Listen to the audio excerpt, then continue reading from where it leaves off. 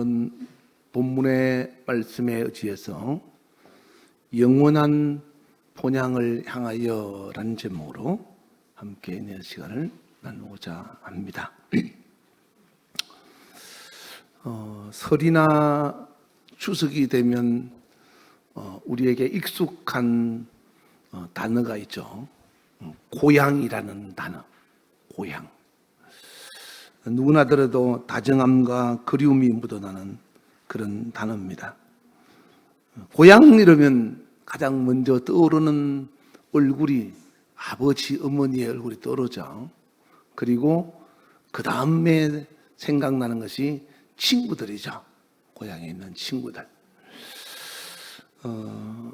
여러분은 고향이 다 어딘지를 다 잘 모르겠지만 사람은 태어나서 육체가 태어난 곳을 고향이라고 부릅니다.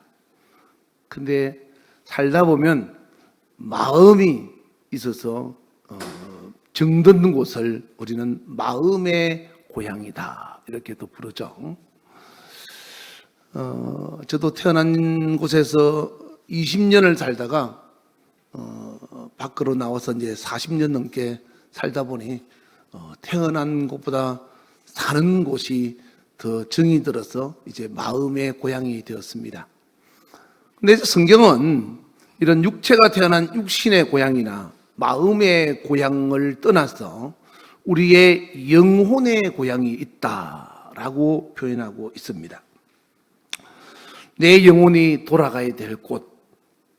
하나님께서 부르시면 우리의 육체 안에 있는 내 영혼은 육체를 버리고 하나님이 부르시는 곳으로 돌아가야 할 나의 고향. 그것을 본향이라고 부릅니다. 본질이 돌아가야 될 곳. 우리의 육체는 본질이 아니죠. 육체는 그냥 내가 살고 있는 집에 불과할 뿐입니다. 육체가 오래되면 낡아서 언젠가는 이사를 가야 될 날이 돌아오는데 그것을 사람들은 죽음이다라고 부르지만 성경은 만일 땅에 있는 장막 집이 무너지면 하나님께서 손으로 짓지 않는 영원한 집이 있다고 고린도후서 5장에 기록하고 있죠. 그래서 우리는 내가 지금 육체가 살고 있는 땅이 있지만 그러나 우리가 이곳에서 영원히 살 곳이 아니라 우리의 영혼이 돌아가야 될 본향이 있다. 그 본향을 향하여 우리의 발걸음을 옮기면서 살아가야 된다라고 성경은 이야기하고 있습니다. 성경에 보면 하나님이 아브라함이라는 사람을 부를 때 나이 75세에 그를 부르면서 내가 지시하는 땅으로 가라. 너의 본토 친척 아비와 형제를 버리고 내가 지시할 땅으로 가라. 그리하면 내가 너를 많은 민족의 아버지로 열국의 아비로 삼으리라 라고 이야기를 하고 있죠.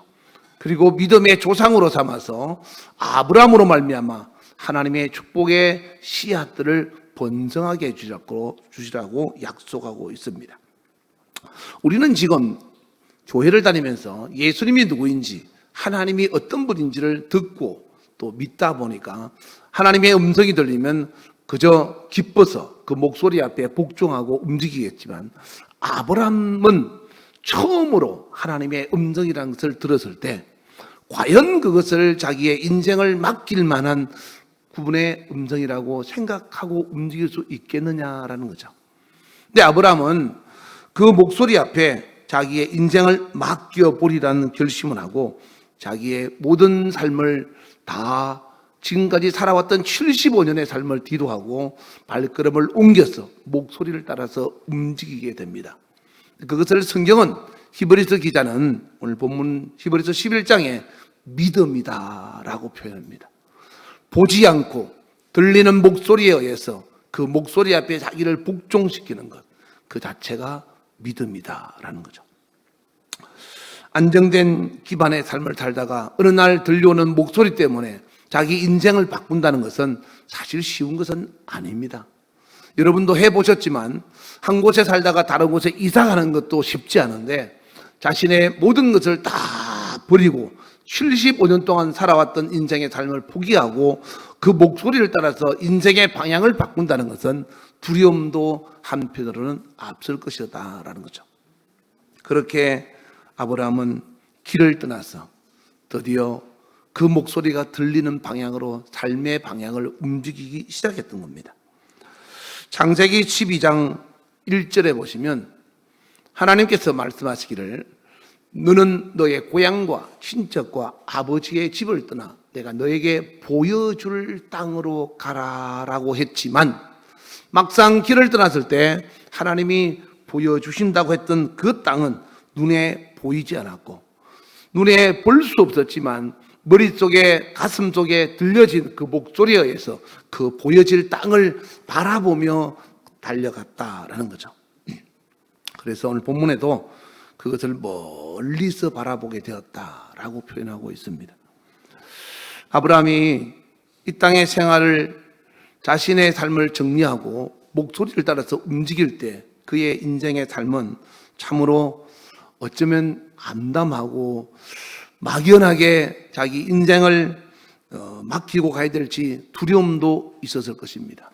그럼에도 불구하고 아브라함은 그 목소리 앞에 자기의 인생을 맡기고 살아갈 수 있는 것은 대단한 믿음이었다라고 우리가 표현할 수 있습니다.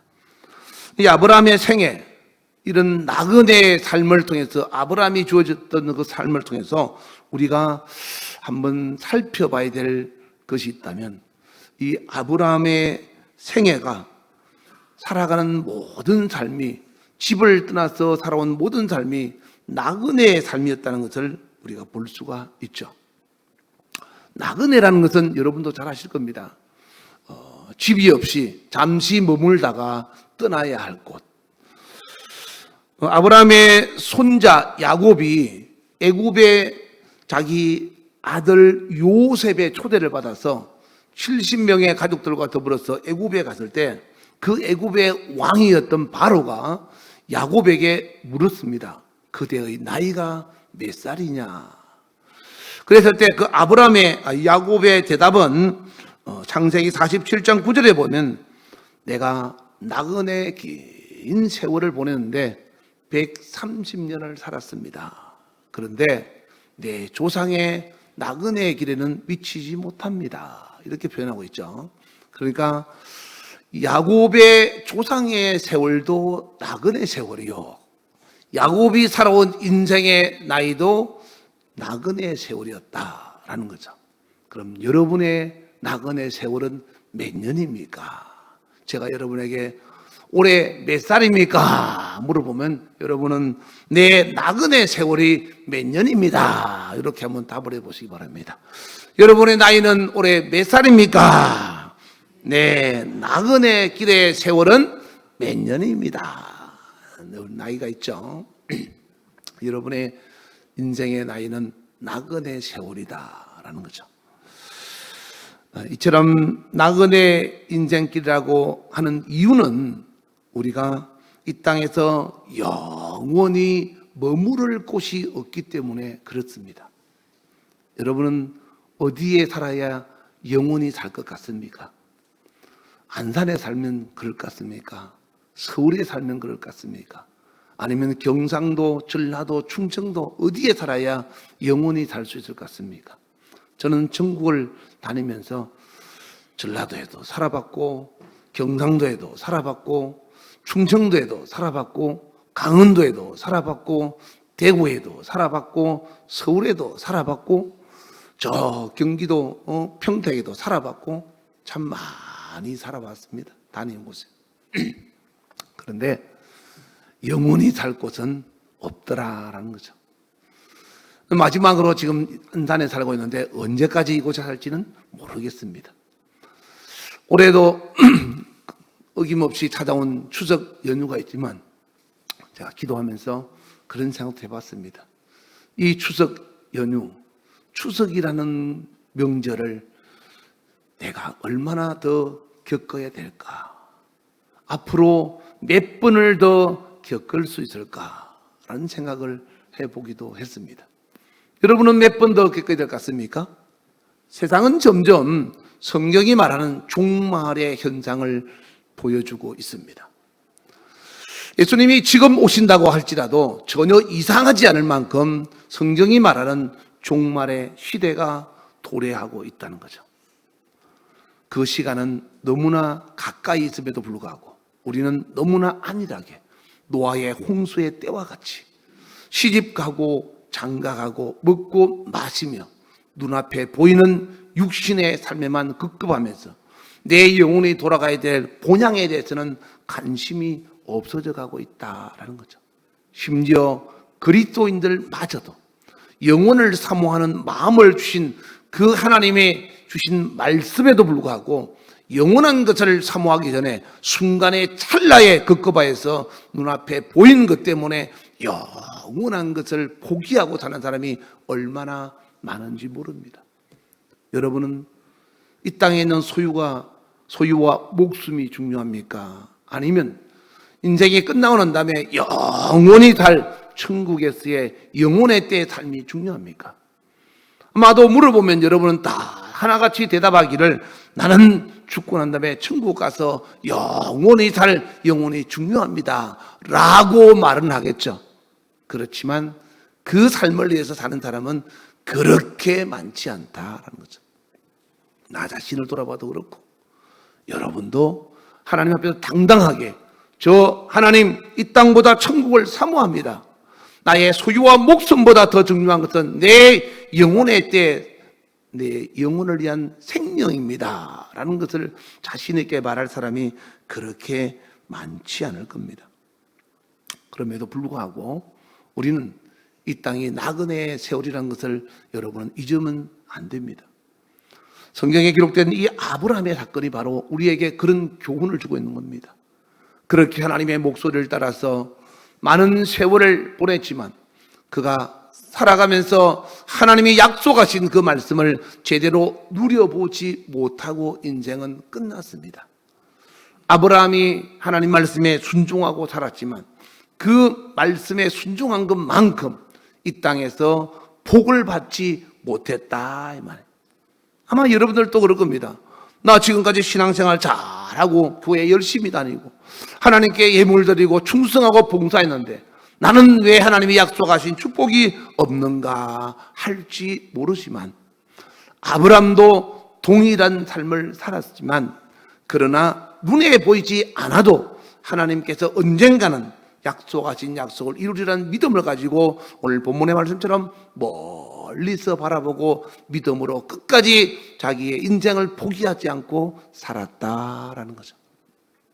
신앙생활 아마 하루아침에 잘해가지고 우리가 눈에 바라보는 그런 결과를 얻을 만한 축복을 얻는다면 아마 교회 다니지 않는 사람 아무도 없을 겁니다. 교회 나와서 병 고친 분으로 끝난다면 아마 세상에 있는 병원이 필요 없을 겁니다.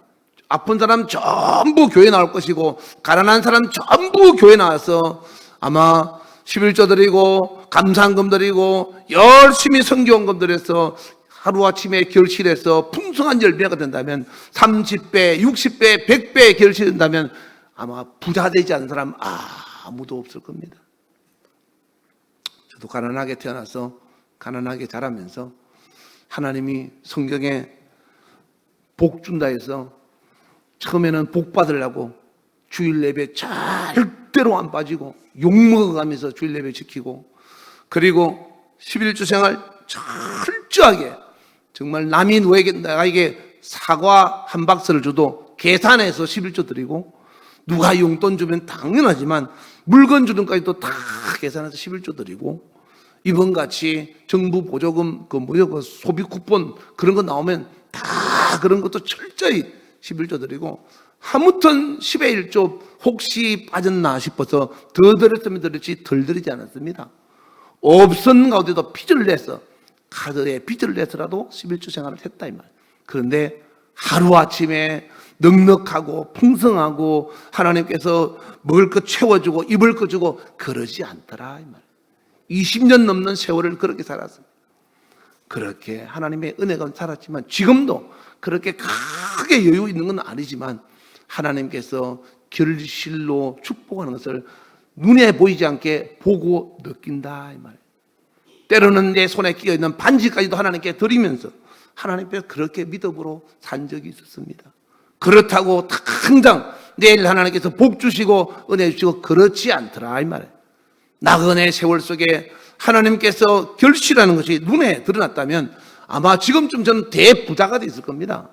그런데 그런 삶을 삶 가운데 하나님께서 내게 약속한 것이 있는데 그것은 땅에 있는 것보다 더 소중한 하늘에 있는 영원한 것을 내게 보여주시고 약속했기 때문에 오늘에 있는 겁니다.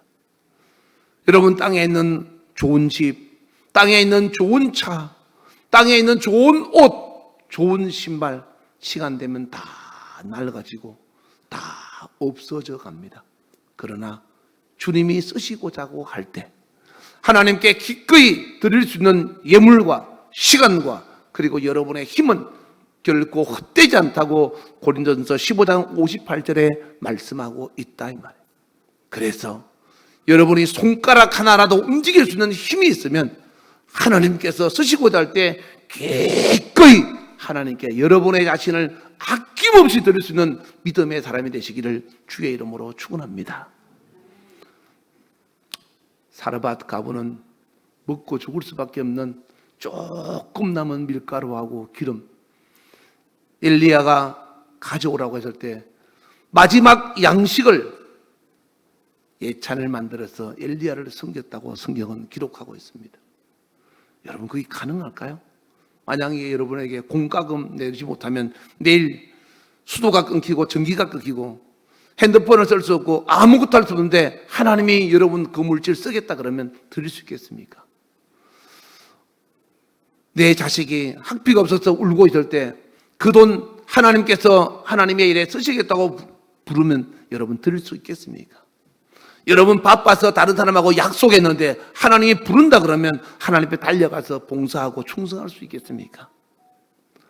엘리야는 사르밧 가부에게 요청했을 때 사르밧 가부는 모든 것을 다 바쳐서 하나님이 쓰시고자 할 때 드렸고, 마태복음 21장에 나귀 새끼를 메고 타고 예루살렘 성에 입성하고자 할 때 나귀의 주인은 주가 쓰시겠다고 했을 때 기꺼이 그 나귀를 예수님에게 드렸다 이 말이에요.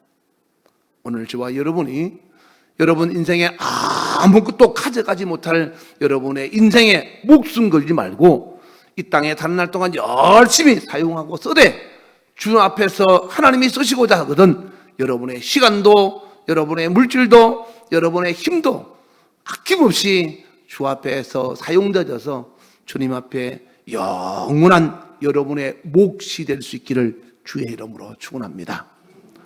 나그네의 삶, 나그네의 삶, 아무것도 가져가지 못하는 그런 영원히 머무르지 못하는 이 땅에서의 삶은 잠시 쓰다가 버리고 갈 모든 것들이다 이 말.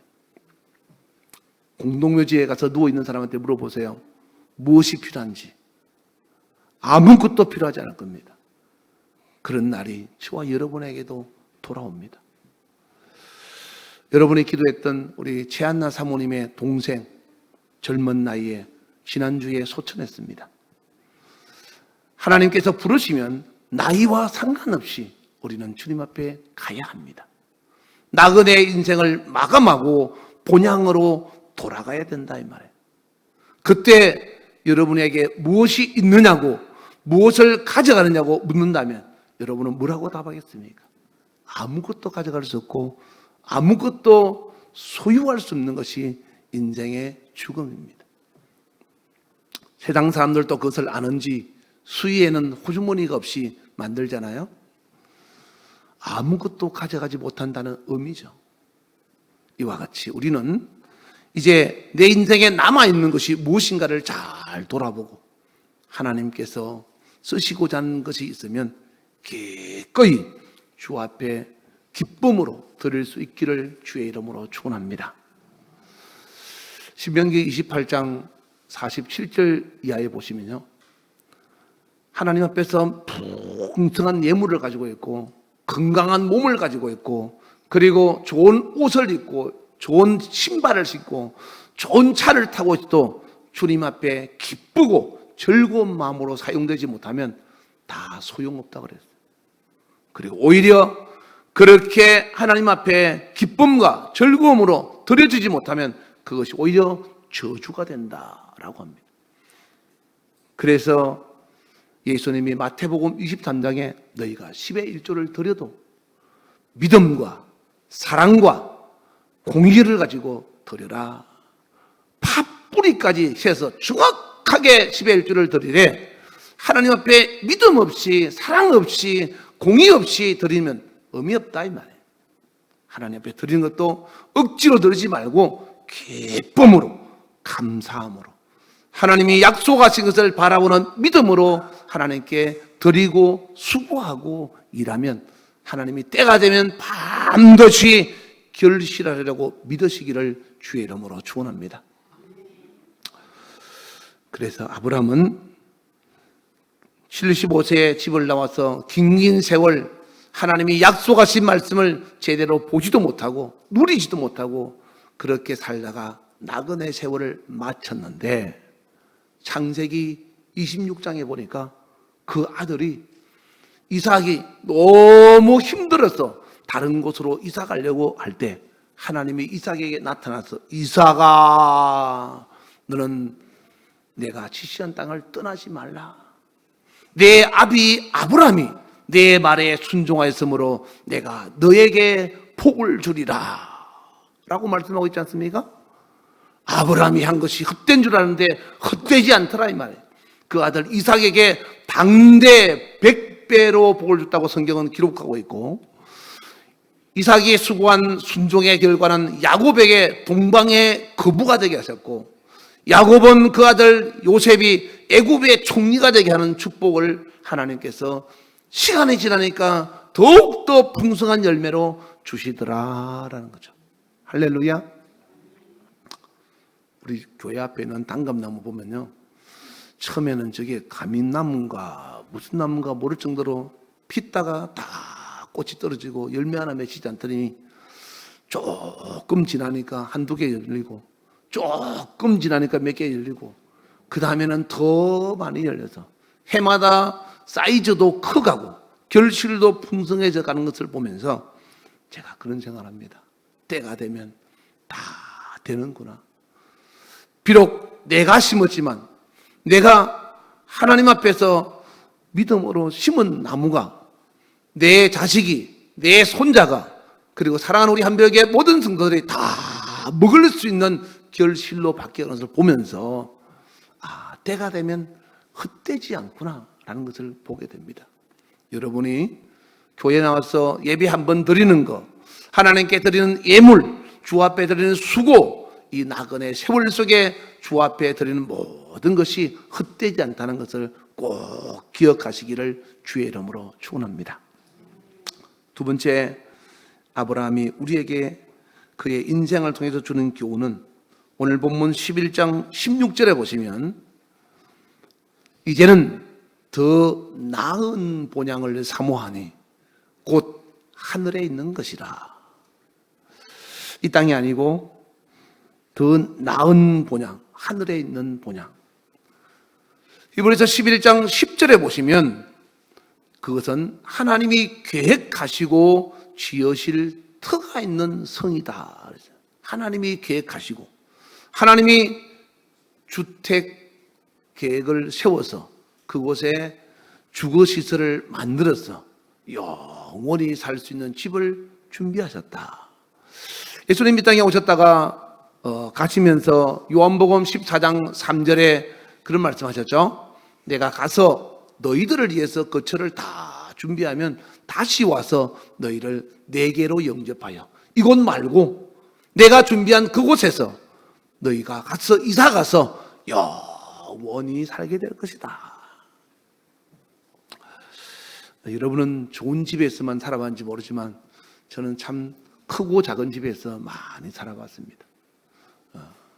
한때는 비록 길지 않지만 앉으면 일었으면 천장이 닿으니까 앉아서 또는 누워서 옷을 입고 벗고 할 그런 다락방에서 살아봤고요. 우리 민지 조그만할 때 그렇게 살아봤고, 정말 10평밖에 안 되는 그런 허름한 집에서도 살아봤고요. 별데를 다 살아봤습니다. 주방이 없어서 남의 주방 쓰고 나면 새들어 살면서 그 주방에서 주인이 들어가고 나면 그 주방 쓰면서 살아봤기도 하고, 참 여러 가지 많은 곳에서 살아봤습니다. 그런데 그것이 나의 영원한 거처는 아니었다 이 말이에요. 예수를 믿으면서 이 땅보다 더 좋은 천국, 이 땅보다 더 좋은 집이 있다는 것을 알기 때문에 이 땅의 삶은 그렇게 힘들지 않다고 느끼는 것은 조금 불편할 뿐이지, 시간 지나면 더 좋은 나의 본향 저 천국에 내 집이 있다는 것을 알기 때문에 세상 어디에서도 전혀 불편하지 않습니다. 전 저 방 사무실 위에 2층 방인데요, 얼마나 좋은지 몰라요. 전에 코로나 때 1년 동안 여기 있었잖아요. 지금도 매주 토요일마다 여기 있으면 정말로 편안한 느낌입니다.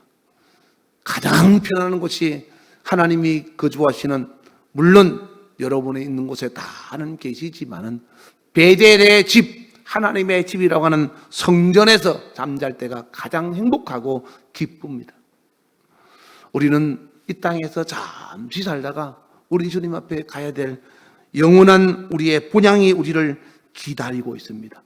그렇기 때문에 여러분이 지금 당장 눈앞에 여러분의 삶에 필요한 윤택한 것을 얻지 못한다 할지라도 낙심하지 말고 신앙생활 끝까지 잘해서 하나님 앞에서 꼭 주를 만나는 축복이 있기를 주의 이름으로 축원합니다. 문제는 여러분이 본향 가는 길을 방해하는 요소가 성경에는 많이 있다고 말합니다. 여러분, 추석 명절, 설 명절 집에 가는 이유가 뭐죠? 교통편이 끊기면 못 가지 않습니까? 그리고 몸이 아프면 못 가고, 그리고 어떤 세상 일이 바쁘면 못 가고, 또 다 준비가 됐는데 염치가 없어서 돌아갈 때 선물이라 사들어 가야 되는데 아무것도 준비한 게 없어서 부모 찾아뵙기 미안해서 못 가고 그러지 않습니까? 그런데 성경은 우리가 본향으로 가야 될 우리의 나그네 길을 방해하는 요소가 있다. 그것이 뭔가 하면 바로 하나님 앞에서 육체의 정욕, 안목의 정욕, 이생의 자랑, 곧 하나님의 말씀에서 벗어난 죄악들이 우리를 유혹해서 세상이 우리를 더 기쁘게 해서 본향 가는 것보다 세상에서 즐기고 노는 것을 더 크게 생각하게 만든다라는 거죠. 요즘 사춘기 애들 보세요. 부모하고 같이 어디 가는 것보다도 혼자 있는 거 훨씬 더 좋아합니다.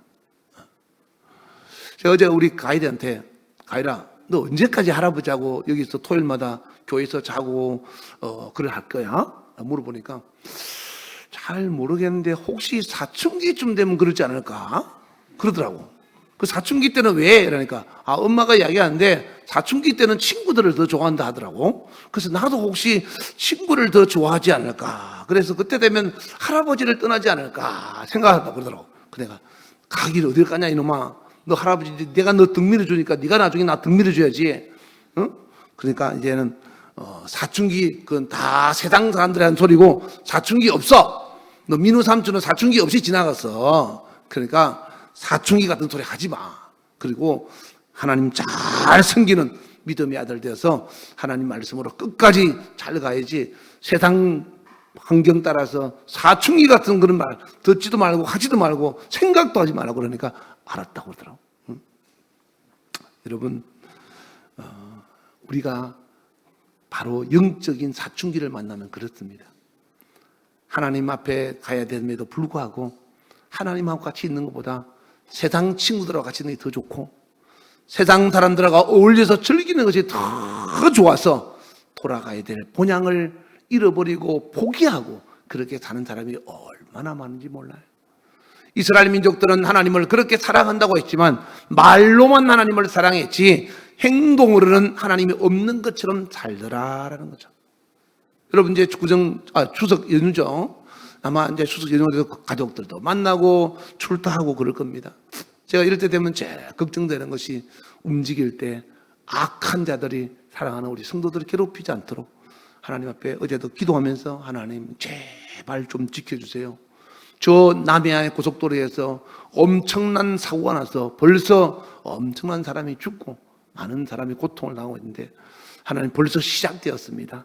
우리 사랑하는 성도들은 다치지 않도록 지켜주시고 먹는 음식 정말 소화 잘 되게 하시고 하나님 앞에서 우상 숭배하지 않게 하시고 믿음을 잘 지켜서 추석 연휴 잘 끝날 수 있도록 은혜 베풀어 주십시오. 간절한 마음으로 기도가 저절로 나온다 이 말이에요. 악한 자에게 빼앗기고 싶지 않았어. 사랑하는 여러분들도 추석 연휴 기간 동안 이제 연휴다 하고 세상 사람들처럼 놀고 먹고 마시고 즐기고 세상 사람들처럼 핫도 치고 그냥 그러면서 막 즐기지 말고 여러분들은 항상 있는 곳에서 하나님 앞에 있다는 생각을 잊어버리지 마시기를 주의 이름으로 축원합니다.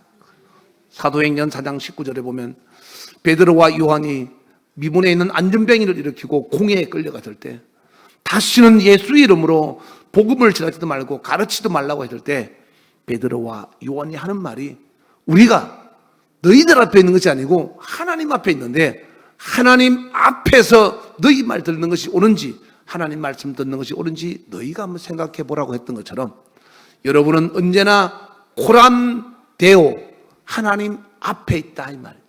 그러니까 추석 연휴 기간 중에서도 여러분의 있는 곳에 하나님도 항상 함께 있다는 것을 알고 여러분의 말과 여러분의 행동이 하나님을 영화롭게 하는 그런 복된 시간 되시기를 주의 이름으로 축원합니다.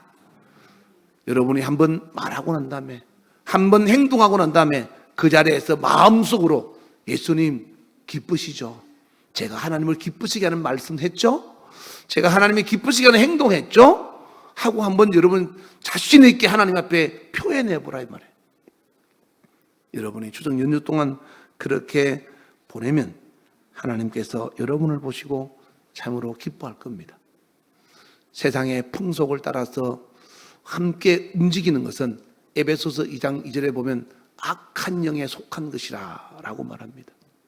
출애굽기 20장 5절 이하에는 세상 사람들이 하나님 앞에서 하나님을 무시하고 자기의 조상이라고 절을 하고 제사 지내는 것을 보고 하나님은 그 죄를 3, 4대까지 갚겠다고 했습니다.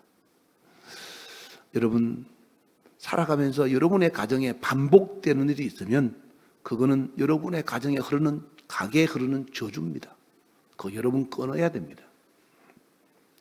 그건 제가 경험해 봤고 제가 실제로 느꼈던 것들입니다. 여러분의 가정에 혹시 어떤 좋지 못한 일들이 계속 반복되고 있는지 잘 보시기 바랍니다. 그러면 하나님 앞에 예수님, 내가 예수님을 나의 구주로 섬기고 나의 왕으로 나의 하나님으로 섬기는데 이 저주의 쇠사슬이 끊어지게 하시고 하나님의 축복으로 가문의 대대로 천대까지 이어지는 6절에 보시면 하나님을 사랑하고 계명을 지키는 자는 천대까지 은혜를 주신다고 했는데 우리의 가문은 나로 말미암아 천대까지 은혜를 받고 복이 되는 아브라함 때문에 이삭이 복을 받고 이삭 때문에 야곱이 복을 받고 야곱 때문에 요셉이 복을 받았던 것처럼 땅에서 사는 날 동안도 수치와 부끄러움 당하지 아니하고 하나님의 은혜 속에서 하나님이 함께 하심을 나타내는 그런 축복의 사람이 되기를 소망합니다 하고 기도하면서 예수 이름으로 여러분의 가정에 흐르는 가계의 저주를 끊으라 이 말이에요. 그리고는 좋은 것을 추구하며 예수님을 사랑하고 주님이 하신 말씀을 따라서 복종하며 살아가는 멋진 믿음의 사람이 되어서 여러분의 가문에 하나님의 놀라운 축복이 흘러가시기를 주의 이름으로 축원합니다. 여러분이 천대 하나님의 은혜를 이어줄 그런 복 있는 사람이 될 것이냐 아니면 3, 4대 저주가 흐르는 그런 의미가 될 것이냐 그건 여러분이 선택하는 겁니다. 말씀을 들어도 여러분의 가슴에 와닿지 않고 느껴지지 않고 여러분이 행하기를 원치 않다면 그건 어쩔 수 없는 거죠. 그러므로 여러분의 삶에 있어서 여러분의 신앙생활 여러분 혼자만 하는 것이 아니라 여러분의 가족과 연결되어 있고 여러분의 후손들과 연결되어 있으며 여러분의 모든 주변 사람들과 함께 연결되어 있다는 것을 잊지 마시기를 주의 이름으로 축원합니다. 요나 한 사람이 하나님 말씀에 불순종했을 때 하나님은 요나를 징계하기 위해서 배에 탄 모든 사람들을 다 풍랑에 빠뜨려 죽일 뻔한 위기가 닥쳤습니다. 그러나 요나는 자기 때문에 그렇다는 사실을 깨닫고 하나님 앞에 회개하고 그가 하나님 앞에서 제물이 되었을 때 하나님은 요나도 살려주시고 배에 탔던 사람들도 살려주더라라는 거죠. 이와 같이 여러분 한 사람이 얼마나 소중하다는 것을 알고 하나님 앞에서 이 추석 연휴 기간에 하나님을 기쁘시게 하고 영화롭게 하고 하나님이 기뻐하는 말과 행동을 통해서 하나님이 함께하는 사람이 되어서 여러분이 있는 곳에 하나님의 영광도 함께 나타나서 살아계신 하나님의 여러분과 함께하심을 드러내는 놀라운 은혜와 축복이 있기를 예수 이름으로 축원합니다. 이 시간 하나님 앞에 간절한 마음으로 기도할 때 하나님, 내 나그네 세월이 얼마나 남았는지 모르겠습니다. 하나님이 나를 부르시면 나는 이 나그네 세월을 마치고 하나님이 약속하신 나의 영혼의 본향인 저 하늘나라로 가야 하는데 그곳에서 나는 하나님을 알아도 하나님이 나를 모른다 그러면 나는 아무 의미 없는 인생을 살았을 뿐입니다. 그러므로 세상 사람들은 나를 몰라주고 나를 비방하고 조롱해도 나는 저 주님 앞에서 영원한 본향에서 하나님의 사랑하는 아들로 사랑하는 딸로 하나님과 가족이 되어서 영원한 천국의 상속자가 되기를 소망합니다. 본향을 바라보고 믿음으로 나아갈 수 있도록 은혜 베풀어 주시옵소서. 우리 주여 부르고 간절한 마음으로 기도하겠습니다. 주여!